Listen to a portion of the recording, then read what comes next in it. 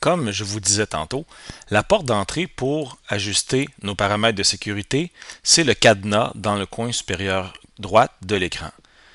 On a trois questions qui nous sont posées, dont on a accès rapidement, et on a la possibilité d'afficher plus de paramètres.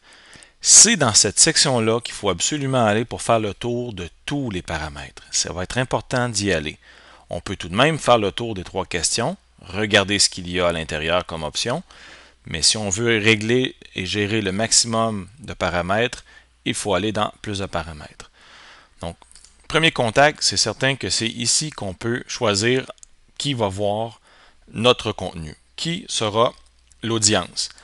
Il faut être conscient que c'est à partir de maintenant, pour les futures publications. Tout ce qui a été fait avant, on va devoir le modifier dans afficher plus de paramètres, car ici, on n'a pas la possibilité de le faire.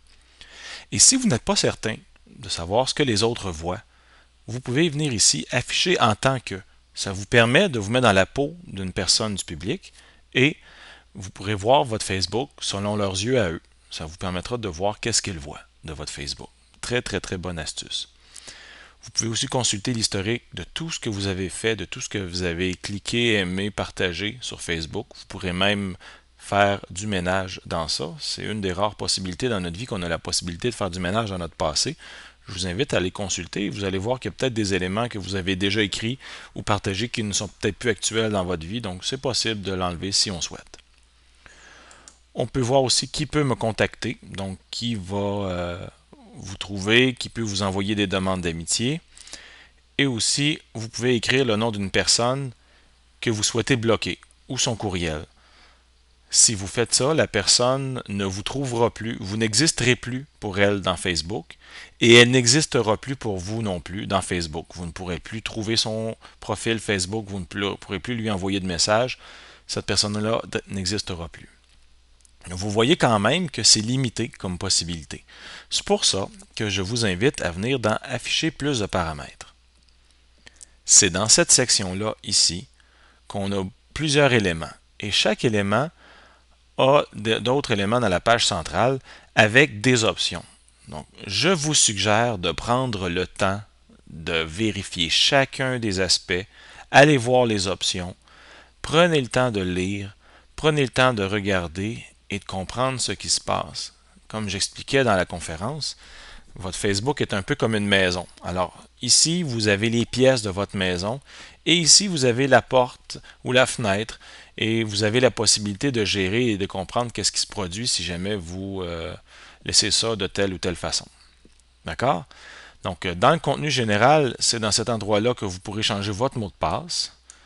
Dans la sécurité, il y a la possibilité d'ajouter des alertes selon quand vous connectez, approbation, ainsi de suite, pour augmenter la sécurité de votre compte Facebook.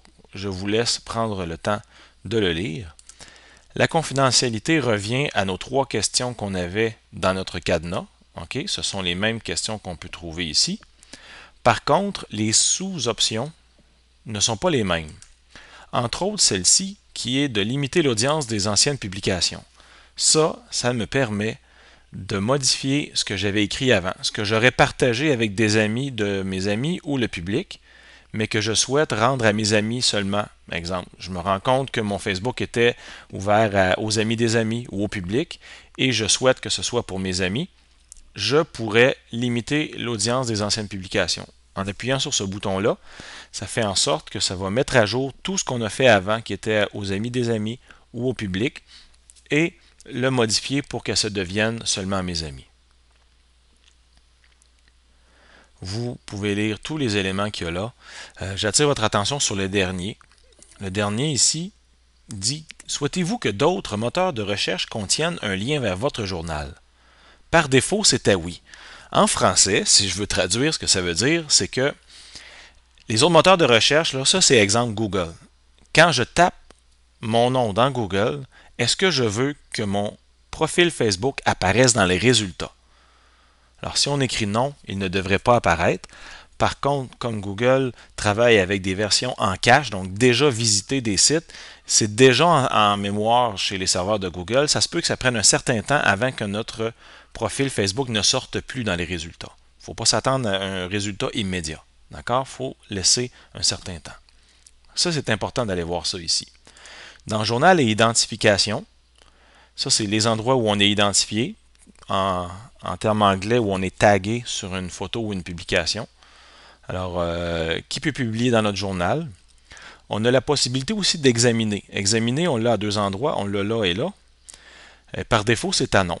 Okay? Mais on a la possibilité d'examiner les publications dans lesquelles nos amis nous identifient. C'est-à-dire qu'on a une alerte qui dit il y a quelqu'un qui vous a identifié. Est-ce que vous êtes d'accord à ce que ça apparaisse dans votre journal? On peut dire oui ou non à ce moment-là. Donc ça, c'est important de pouvoir le choisir si on souhaite. J'attire l'attention aussi sur un autre élément, ça n'empêche pas de lire les autres, je le répète. Qui peut voir les publications dans lesquelles vous êtes identifié? Donc si des amis vous identifient dans une photo, mais qui va le voir? Est-ce que j'ai choisi amis sauf connaissance? Mais par défaut, j'ai souvent vu que les gens avaient les amis des amis. Donc on a vu dans la conférence que les amis des amis, ça ouvre à beaucoup de possibilités. Ça peut être de l'ordre de la population d'une ville moyenne, là, facilement, là, 40, 50 000 personnes, peut-être moins, dépendamment du nombre de personnes de chacun. Mais ça fait beaucoup de personnes. Est-ce que c'est ce qu'on souhaite? C'est à vous de décider selon ce que vous voulez. D'accord? Vous avez la possibilité de bloquer des gens, bloquer aussi des applications. Donc, je peux écrire le nom d'une application, elle est bloquée, je ne reçois plus d'alerte de cette application-là, je ne reçois plus rien en lien avec cette application-là, donc ça peut être très, très, très intéressant. Et si on veut bloquer le nom d'une personne, on l'écrit ici. Pour les alertes, je vous invite à aller voir ça parce que probablement que votre boîte de courriel est pleine de courriels de Facebook. Alors, vous venez cliquer sur courriel et vous pouvez dire uniquement les alertes concernant votre compte, la sécurité et la confidentialité.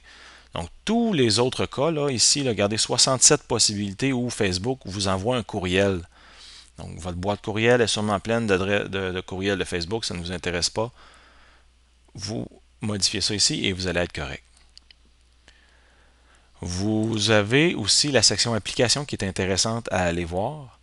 Toutes les applications auxquelles vous avez accordé l'accès à votre Facebook vont apparaître ici. Toutes les fois où vous avez dit oui, j'autorise, c'est le cas de l'application takethislollipop.com qu'on a utilisé pour introduire la conférence et l'activité. Elle va apparaître dans la liste. Donc la personne qui l'a utilisée, on l'invite à venir supprimer à l'aide du X, supprimer l'application de son Facebook. Parce que les applications qui sont là, on leur a donné accès à notre Facebook et tant et aussi longtemps qu'elles seront là, elles auront accès au contenu de notre Facebook. Alors je suggère que celles dont vous n'utilisez plus, celles dont vous n'avez plus besoin, vous pouvez les supprimer.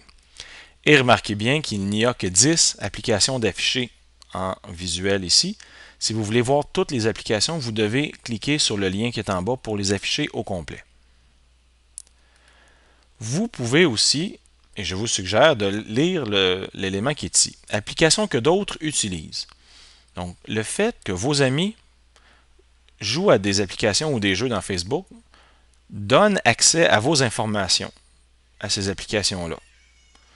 Et là, vous avez la possibilité de contrôler quelles sont les informations qu'ils auront accès.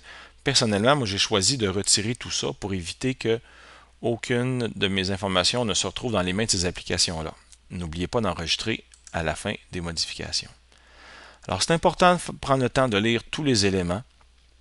Vous pouvez même aussi désactiver la lecture automatique des vidéos dans Facebook à l'ordinateur. Ça ne fonctionne pas par contre si vous avez un appareil iOS tel un iPod ou un iPhone ou un iPad. Alors, c'est plusieurs éléments à pouvoir gérer dans les paramètres de confidentialité. On a aussi un autre endroit où on peut aller dans Actualiser mes infos. Donc, toutes les informations que vous avez ajoutées, exemple, l'endroit où vous travaillez, vous pouvez contrôler qui le voit. Et par défaut, tous les éléments sont publics. Alors, je vous suggère de prendre le temps de les regarder, de mettre ça selon vos critères à vous, selon ce que vous souhaitez. Moi, dans mon cas, j'ai choisi Amis. Même chose avec la ville, mon lieu de résidence. Je peux choisir mes amis seulement. Comme ça, je m'assure que cette information-là n'est disponible qu'à mes amis. On peut aussi prendre notre liste d'amis et la gérer et gérer les paramètres de confidentialité et choisir à qui on veut montrer notre liste d'amis. Et c'est la même chose pour nos photos. Toutes nos photos, tous les éléments qu'on a, on peut choisir l'audience de chacune de nos photos pour être certain de contrôler qui va voir quoi. Donc, comme vous voyez, dans Actualiser mes infos, il y a beaucoup d'informations qu'on peut gérer et je ne le présenterai pas ici parce que c'est mes informations personnelles, mais prenez le temps de vérifier quand vous avez modifié, c'est possible de choisir qui verra votre contenu.